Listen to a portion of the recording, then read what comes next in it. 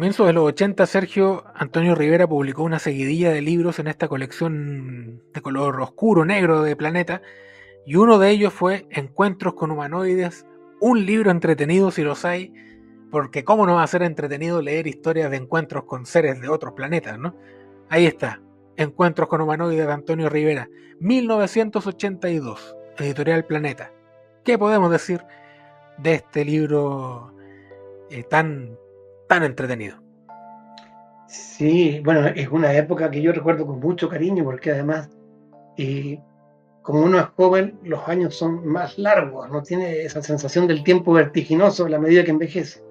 Entonces, yo temía que Antonio Rivera hubiese dejado de escribir.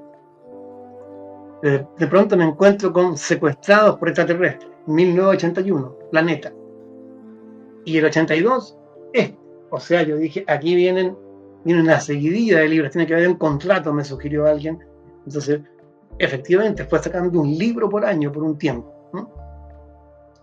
Y este libro, bueno, como su nombre indica, se trata de observaciones de ovnis y ocupantes. Y él lo dice desde el comienzo, ¿eh? Y ya no quiero saber más de luces lejanas, de platillos lejanos, vayamos a la esencia, a lo que él consideraba la esencia del fenómeno ovni, donde realmente las cosas están pasando. Y las cosas pasan cuando los platillos aterrizan.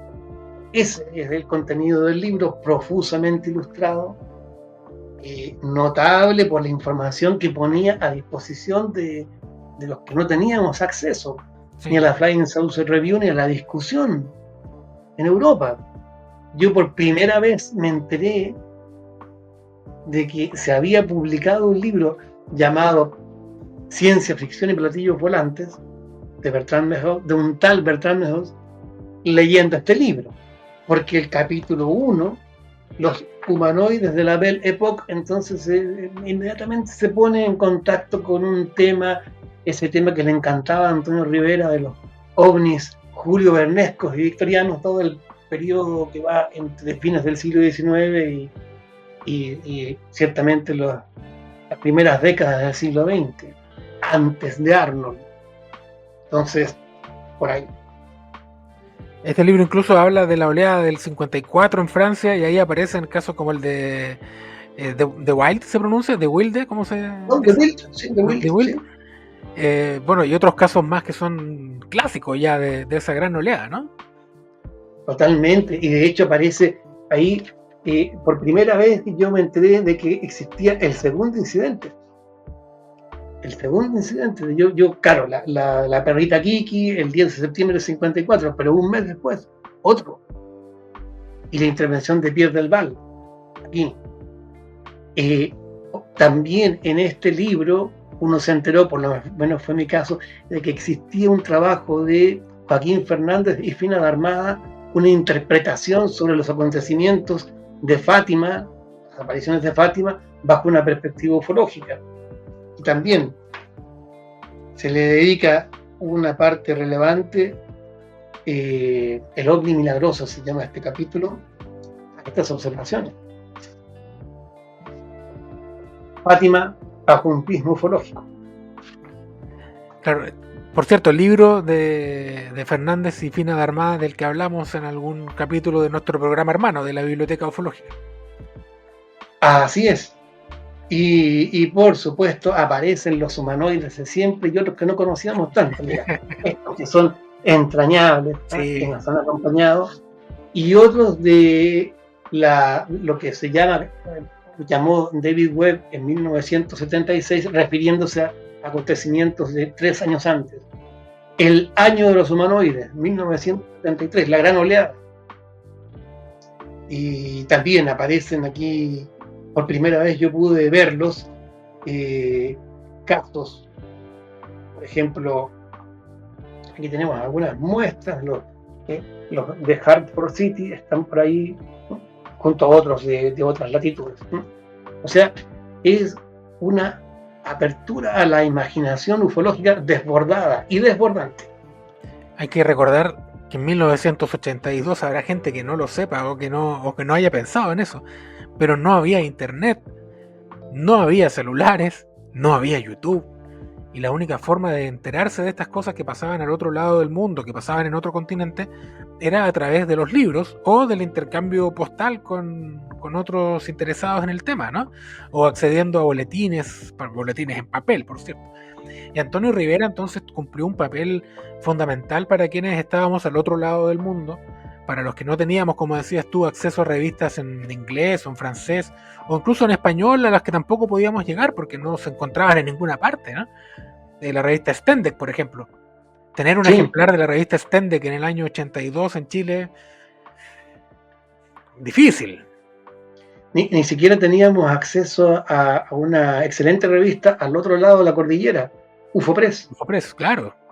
Todo era difícil de conseguir, entonces Antonio Rivera lo que hacía era compilar esta información y ponerla a disposición de quienes, pues, al otro lado del mundo, como digo, tenían interés en el tema ovni y sobre todo en el tema de los humanoides, que es tan entretenido. Hay casos también de Puerto Rico, por ejemplo, de apariciones en Puerto Rico. En fin, es un libro que compila una amplia variedad de casos, una amplia variedad de apariciones de humanoides y, como decía Sergio al comienzo, está también ricamente ilustrado.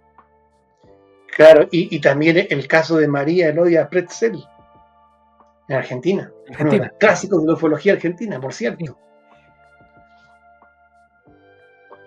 Claro. Así es que yo lo disfruté mucho. Hay unas disquisiciones también sobre buenos o malos, ¿no? Sobre aquellos casos de aparente amenaza a la vida humana, ¿no? De hecho, aquí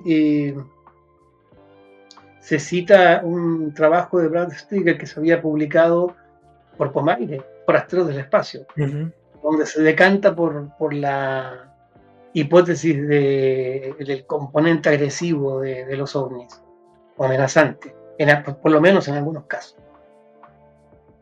Sí, un libro entonces publicado el año 1982 por Editorial Planeta, firmado por Antonio Rivera y que cuenta, por cierto, con la enorme calidad de su pluma. Era imposible no querer, no sentir afecto por Antonio Rivera en esos años, porque, como hemos dicho ya, era un divulgador de casuística con un estilo único, con un manejo del idioma también muy rico, y eso siempre se va a agradecer, sobre todo cuando leemos otros libros que cuesta leerlos.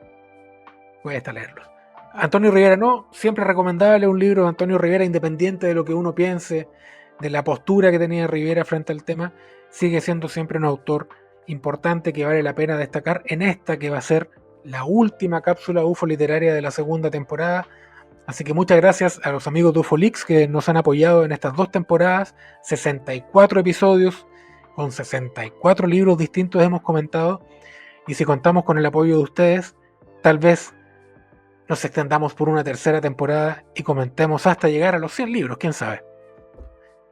Ahí estaremos, Sergio. Muchas gracias por estos 64 capítulos y a ver si seguimos en una tercera época de la cápsula UFO literaria. Un abrazo. Chao. Chao, gracias.